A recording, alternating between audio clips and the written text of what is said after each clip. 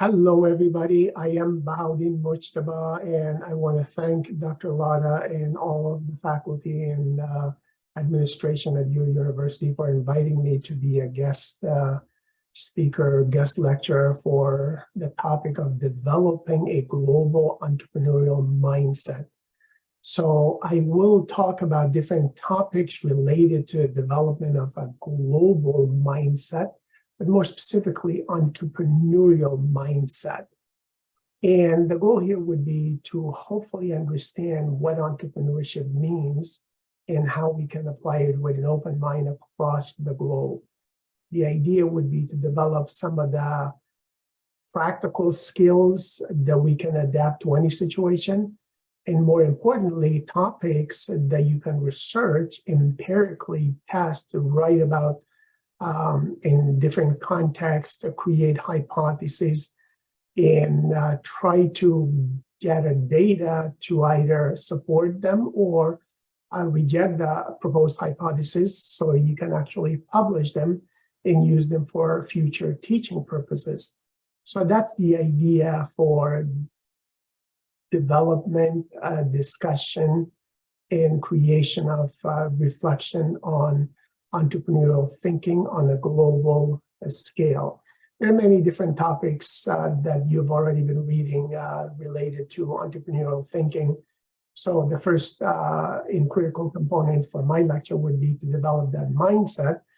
And it's important to think about entrepreneurial thinking from a corporate perspective, because entrepreneurship is not just for having your own business, but also trying to be innovative, trying to be creative, trying to meet the needs of your constituencies or your audience or your customers when we're working for a corporation or even the public sector. So that's what we call intrapreneurship or corporate entrepreneurship. And how do we actually generate and exploit some of the ideas that we discuss in entrepreneurship when we're working for a corporation or a public institution? So the idea behind creativity and business ideas could be very similar to brainstorm and create a diverse team that actually generates solutions for the audience that we're trying to serve. So more specifically also, how do we focus on entrepreneurship domestically versus internationally? So I think that's another topic of expansion and use of technology nowadays. And finally, we'll talk about what kind of person does it take? What type of characteristics are needed to develop this entrepreneurial thinking and mindset locally, nationally, and on a global scale? So let's just talk a little bit about my background, and then we'll start with the lectures. In terms of introduction, let me just say that my name is Bahaudin Mujtaba. So many of my friends and colleagues sometimes call me Dean, although it can be confusing in the university environment with the title of Dean, but my first name is Bahaudin. So therefore, as a nickname, you can always call me Dean or Dr. Mujtaba. Either way is fine.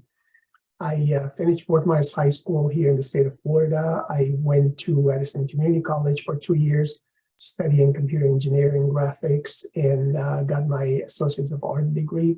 Then I graduated from University of Central Florida with a Bachelor's of Science in Business Administration with a focus on management, computer information systems. And then I did an MBA, Master's of Business Administration degree in management, a doctorate in management with postdoctorate degrees in international management and human resources management. I was born and raised initially in Afghanistan, which is a small country right next to China. And then my family moved to the United States when I was a teenager. So I've been living in the state of Florida for all these years.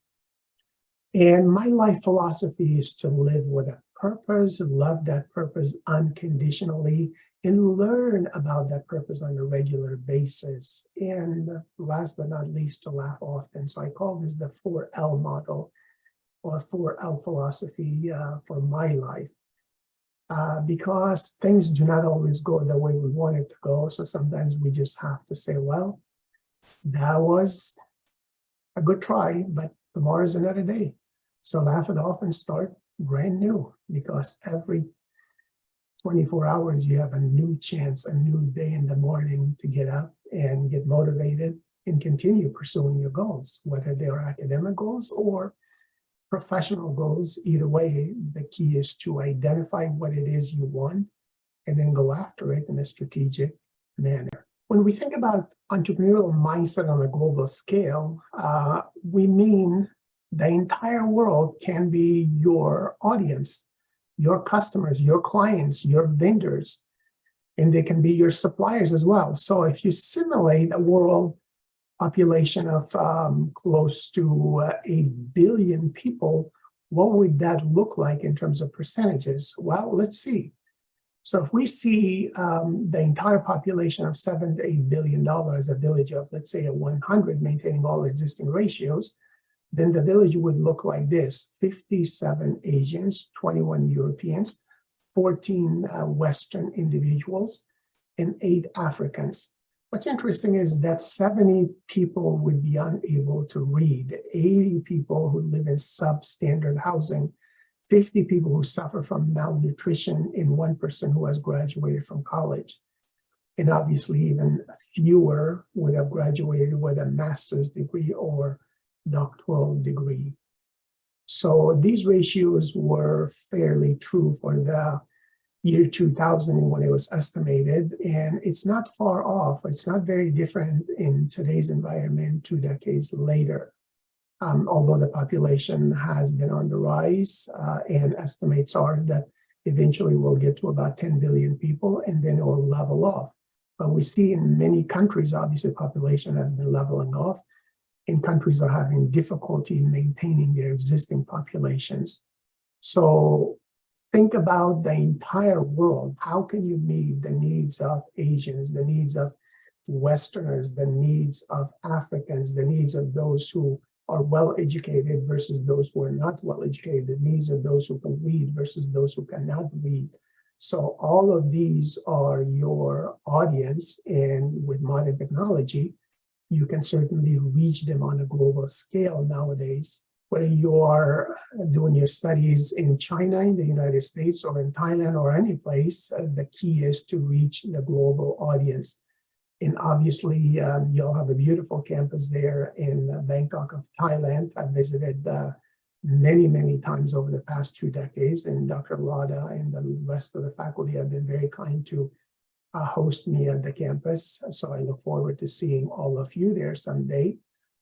It is so nice to see the hospitality with the faculty, with the students, and with the staff, welcoming not just professors from across the globe, but also students from across the globe. So when you have the opportunity to meet students, staff, and colleagues from all over the globe, that means you're automatically thinking with a global mindset, because we get used to that diversity of our colleagues in various dimensions. So I'm really, really happy to have this opportunity to work with all of you and all of the staff at the University in Bangkok. I've been lucky enough to have traveled to several cities in China over the years, especially Hangzhou, Shenzhen, Beijing, and a few other cities where I've done lectures and corporate consulting work as well. And it's really, really nice to see that many people are multilingual and multicultural in every corner of the globe. So that's always fascinating to be able to teach in China for a month and see faculty from Africa, from Europe, from Australia, from North America, from Latin America, as well as from China, along with student diversity in each of those classes as well. So regardless of where we go, we're likely to see people using the same computers, same technology, same applications, with obviously new or different uses, and sometimes different tools and different rules and norms being applied in each locality based on culture, based on tradition, and the preferences of the local people and local authorities. So as entrepreneurs, we have to be very mindful that when we go to China, for example, we see the beautiful sceneries, and we see all of the greenery and focus on sustainability. That is a source of rich best practices that we can bring back home and create the same greenery, same focus on sustainability in our own cities, in our own classrooms, in our own departments on a regular basis. So entrepreneurship is obviously just about that, meeting the needs of your constituencies, but in the meantime, learning from your constituencies, learning from different parts of the globe on a regular basis. So whether it is Thailand, whether it is China, whether it's United States, the key is to learn, to adjust, to adapt on a regular basis. I had a chance to visit Songkhla province many times actually in Thailand. And when I had this photo, I wrote on it that being different or average is not sufficient for rising above the norm. The best way to become successful is to soar above the average performance by being better. Better is always different. So you are in this program, not necessarily because you're not successful, you're probably very successful to the average person around the globe in today's environment. However, you want to continue learning, continue acquiring knowledge and wisdom so you can help more people around you in your department, your family, in your society, and in this world that we all belong to. So the key to that is to research and generate new knowledge for yourself and for others in society.